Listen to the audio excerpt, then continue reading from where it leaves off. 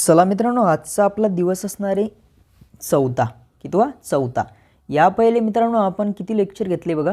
या पहिले आपण 3 लेक्चर घेतले. जर कोणी बघितले नसेल तर तिन्ही लेक्चर जाऊन पहिले बघा. त्यामध्ये आपण मेजरमेंट, एसी फंडामेंटल आणि एक कोणतं चॅप्टर घेतलेलं आहे बघा.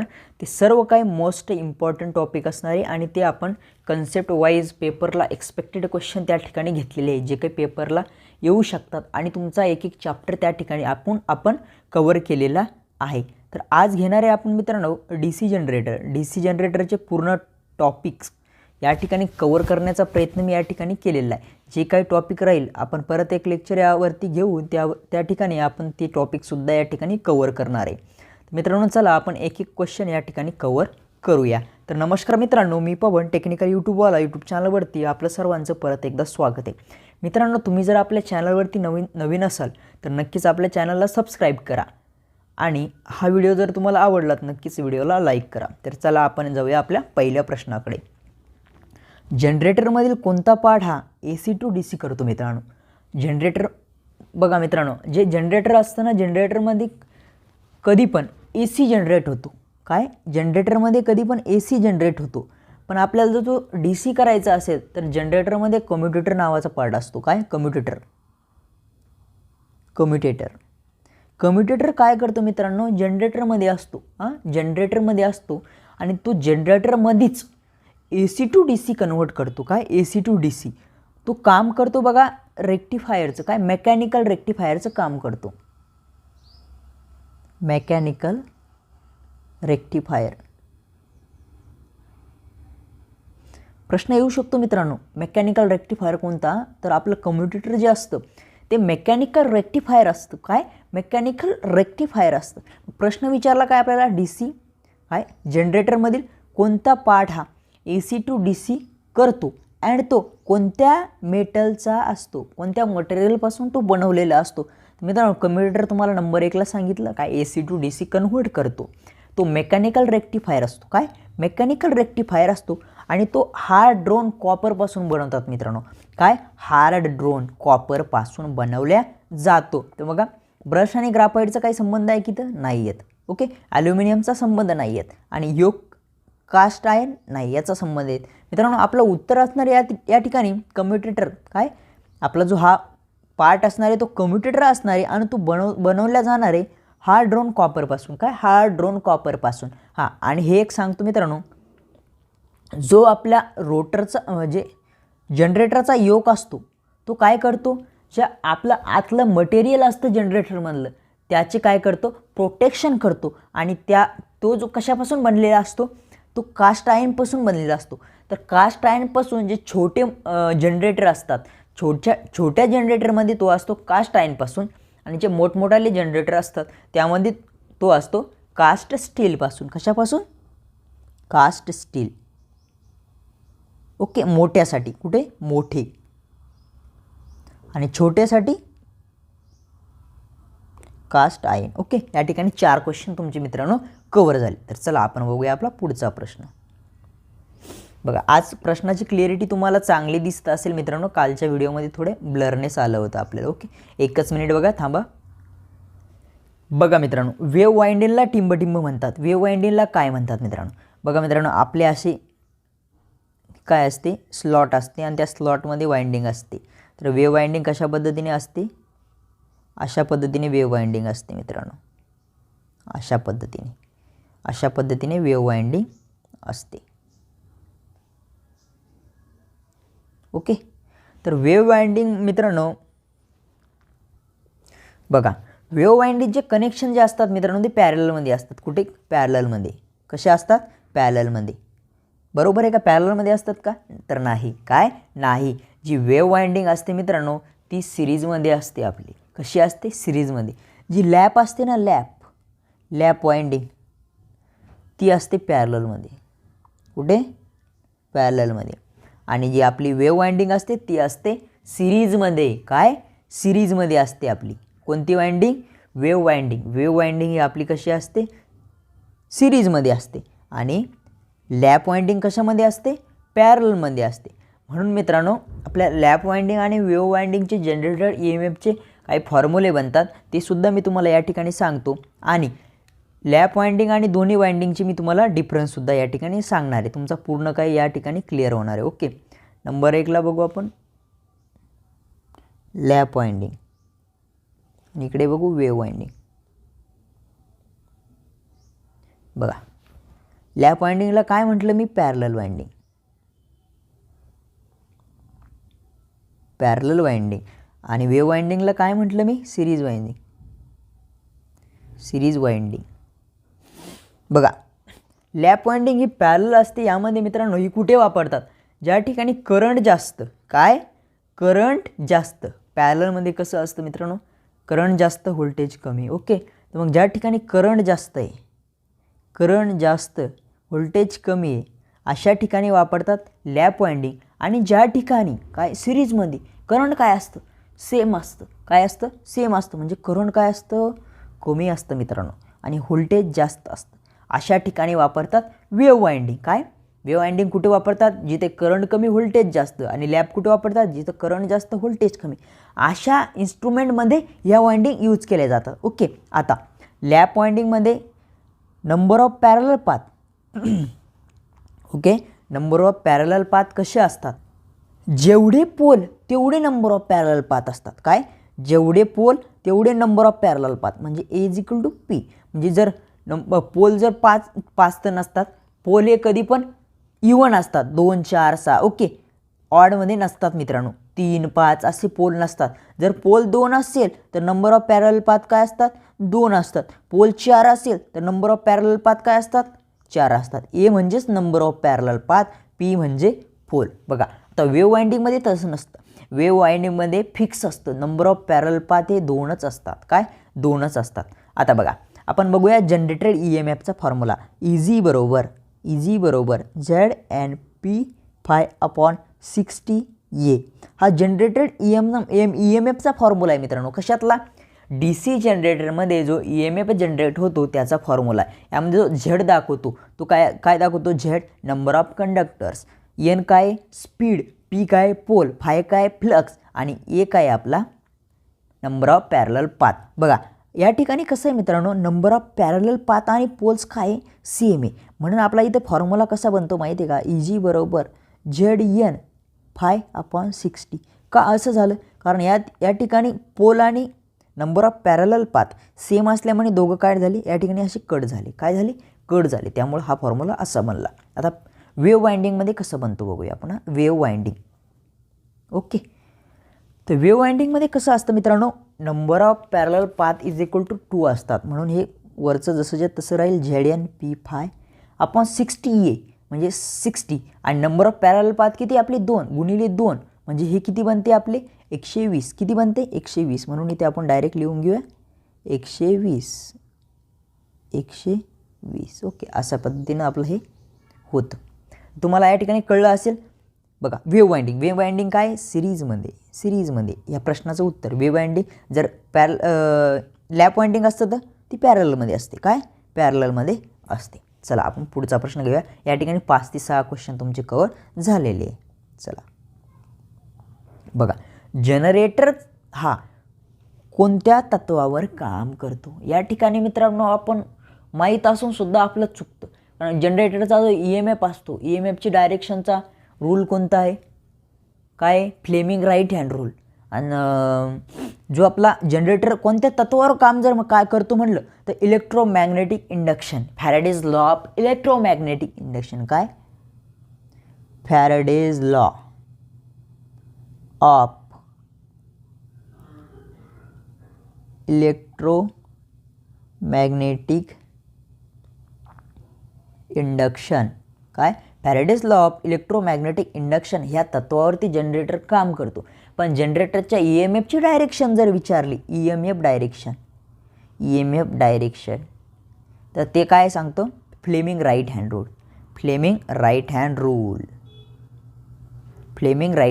तर आपल्याला या ठिकाणी काय तत्वावर कोणत्या काम करतो?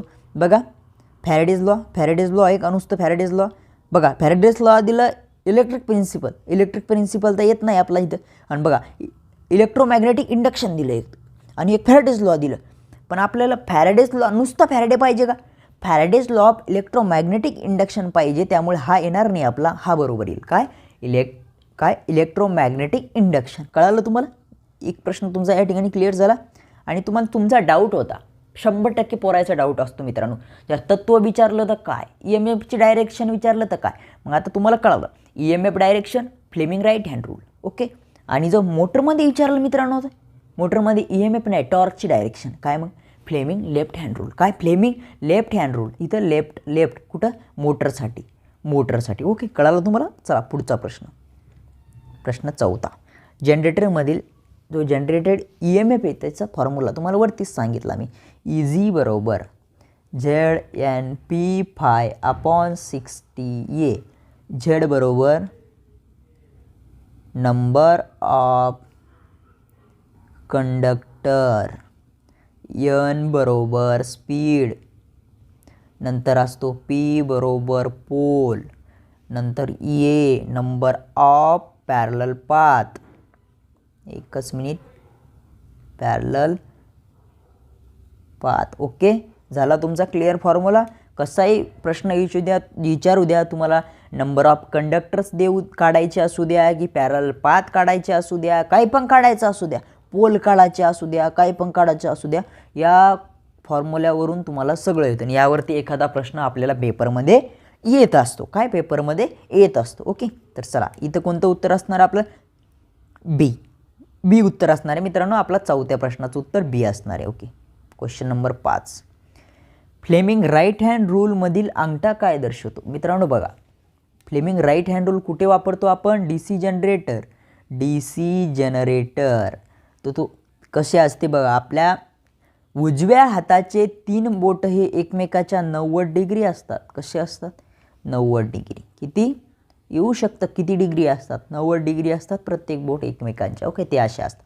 हा असतो आपला अंगठा. हे असतं फर्स्ट फिंगर, पहिलं बोट. आणि हे असतं मिडल फिंगर. काय मिडल फिंगर.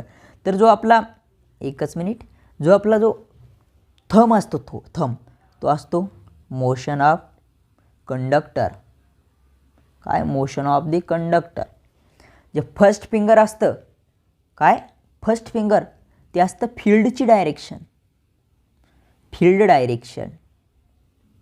Field direction. मी शॉर्टमध्ये लिहितो मित्रांनो, कारण आपल्याकडे एवढा टाईम नाही आहे. ओके, काय मोशन झाला, थंब काय झाला मोशन, नंतर आपलं फर्स्ट फिंगर काय झालं, फील्डची डायरेक्शन. आणि जो आपला मिडल फिंगर असतो तो EMF अँड करंट. काय EMF अँड करंट, EMFची आणि करंटची डायरेक्शन दाखवतो मित्रांनो. कोण दाखवतो EMFची आणि करंटची डायरेक्शन, मिडल फिंगर. काय मिडल फिंगर. तर आपल्याला प्रश्न काय विचारला, फ्लेमिंग राईट हँड रूलमधील अंगठा काय दाखवतो, मोशन ऑफ कंडक्टर. काय मोशन ऑफ कंडक्टर. यामध्ये 3 क्वेश्चन तुमचे कव्हर झालेले आहे. यूथमध्ये, बुलेटमध्ये, खूप साऱ्या याच्यामध्ये हे दिलेलं आहे मित्रांनो हा प्रश्न. ओके, चला मित्रांनो, आपला क्वेश्चन नंबर 6 चालू झालेला आहे. Okay, question number 6. कोणता जनरेटर कॉन्स्टंट करंट निर्माण करतो, असा प्रश्न विचारला आहे. तर आपल्याला या ठिकाणी कॉन्स्टंट करंट, कॉन्स्टंट व्होल्टेजचा प्रश्न येऊ शकतो. दोन्ही तुम्हाला सांगतो, जनरेटरचा डायग्रामसुद्धा सांगतो.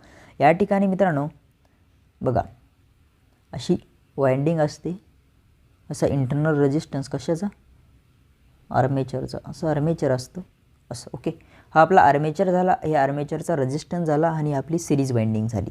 तर मित्रांनो हा जनरेटर असतो आपला सिरीज जनरेटर. कोणता, सिरीज जनरेटर. नंतर येतो आपल्याला शंट, हा इंटरनल रेजिस्टन्स, हा आपला आर्मेचर. ओके, अशा पद्धतीने सिरीजला आर्मेचरच्या सिरीजमध्ये, ओके सॉरी एकच मिनिट, आर्मेचरच्या सिरीजमध्ये फील्ड वाइंडिंग असते. ओके, आर्मेचरच्या सिरीजमध्ये फील्ड वाइंडिंग, शंट वाइंडिंग, तिला काय म्हणतो आपण, ती सिरीजमध्ये याच्यातमध्ये पॅरललमध्ये असते म्हणून शंट वाइंडिंग. ओके, ही सिरीज वाइंडिंग इकडली सिरीजमध्ये असते, ही पॅरललमध्ये असते. हे 2 जनरेटर झाले. तर प्रश्न विचारला कोणत्या जनरेटरमध्ये कॉन्स्टंट करंट जनरेट होतो. तर मित्रांनो जो सिरीज जनरेटर असतो, सिरीज जनरेटरमध्ये कॉन्स्टंट करंट जनरेट होतो. काय, सिरीज जनरेटरमध्ये कॉन्स्टंट करंट जनरेट होतो. ऑप्शन नंबर बी. काय, ऑप्शन नंबर बी. आणि जर व्होल्टेज विचारलं मित्रांनो, कॉन्स्टंट व्होल्टेज कोणत्या जनरेटरमध्ये निर्माण होतं, तर तो असतो मित्रांनो शंट जनरेटर. कोणता? Shunt generator. हा असतो.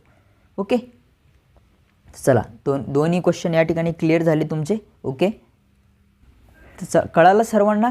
काय आपण करंटचा एक विचारला, कॉन्स्टंट करंट, त्यासाठी सिरीज जनरेटर लिहून घ्या.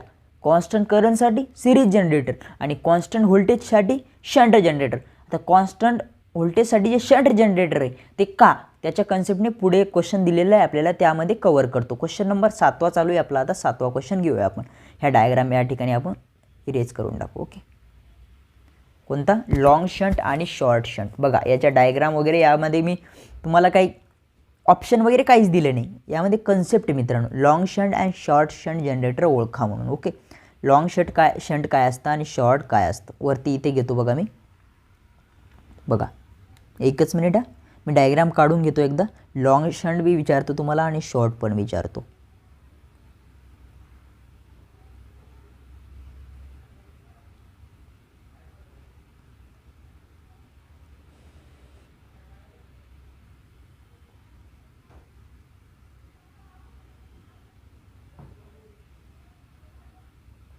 बघा मित्रांनो, ओळखायचं आहे तुम्ही सर्वांनी की लॉंग शंट कोणतं आहे आणि शॉर्ट शंट कोणतं आहे.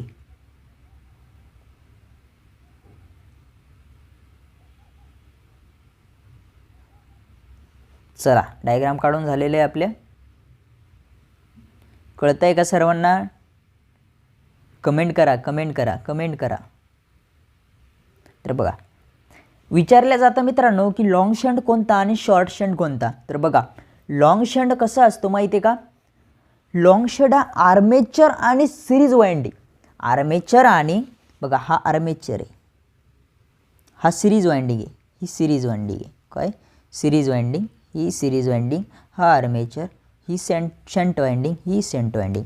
बघा आपली जी सिरीज वाइंडिंग आहे आणि जो आर्मेचर आहे यांच्या पॅरललमध्ये काय, यांच्या दोघांच्याही पॅरललमध्ये जर शंट वाइंडिंग असेल तर त्याला म्हणतात लॉंग. याला काय म्हणतात मग? लॉंग. काय? दोघांच्याही पॅरललमध्ये असेल तर लॉंग. फक्त आर्मेचरच्याच पॅरललमध्ये असेल तर कोणती? बघा फक्त आर्मेचरच्या आहे कोणती? मग शॉर्ट शंट. कोणती? लॉंग शंट कंपाऊंड आणि शॉर्ट शंट ही कोणती मग? शॉर्ट. प्रश्न येतो शंट वाइंडिंग ही आर्मेचरच्या पॅरललमध्ये आहे तर मग हा जनरेटर कोणता? मग तो कोणता झाला? शॉर्ट. प्रश्न येतो की शंट वाइंडिंग ही आर्मेचरच्या आणि सिरीज वाइंडिंगच्या पॅरललमध्ये आहे तर मग हा जनरेटर कोणता? तर हा जनरेटर कोणता असतो मग?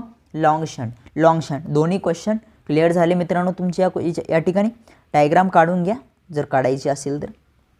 चला क्वेश्चन नंबर 8. जनरेटरमध्ये कोणत्या लॉनुसार EMF इंड्यूस होतो? सांगा आता कोणत्या लॉनुसार EMF इंड्यूस होतो? वरती मी सांगितलं तुम्हाला, परत या ठिकाणी सांगतो.